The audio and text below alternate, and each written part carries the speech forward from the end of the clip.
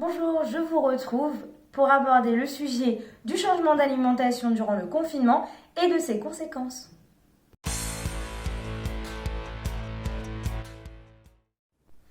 Avec la situation du confinement, certaines personnes ont eu du mal à trouver certains aliments qu'ils consomment d'habitude.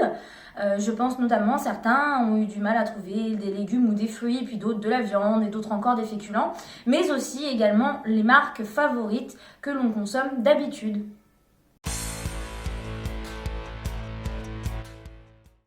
Changer ses habitudes alimentaires de façon brutale engendre assez souvent des répercussions sur le transit intestinal. Un apport plus riche en fibres, c'est-à-dire les fruits, les légumes, que d'habitude, peut entraîner du coup une diarrhée, puisque les fibres permettent de liquéfier les selles et permettent une accélération du transit intestinal.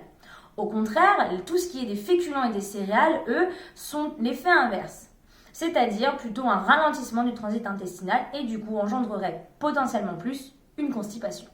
Le transit normal moyen est d'aller à la selle une fois par jour.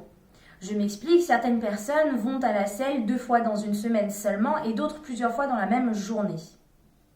On considère le transit intestinal étant normal lorsqu'il est habituel chez un individu depuis plusieurs années, voire même depuis son enfance. Ce n'est pas pour autant que ces personnes-là sont en diarrhée ou plutôt constipées. Ce sont leurs transits normaux.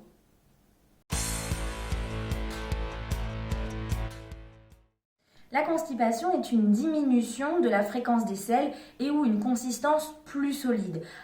Tandis que la diarrhée, elle, est une fréquence augmentée et ou une consistance un peu plus liquide.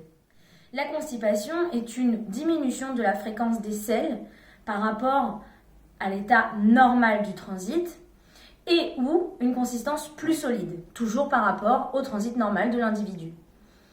Contrairement à elle, la diarrhée est une augmentation de la fréquence des selles et ou une consistance plus liquide.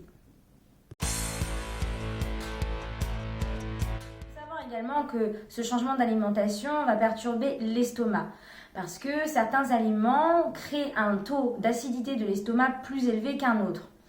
Et ce taux d'acidité entraîne régulièrement, lorsqu'il est élevé, des reflux gastriques, c'est-à-dire surtout au niveau des symptômes des brûlures dans la gorge, des brûlures derrière le sternum que l'on appelle pyrosis.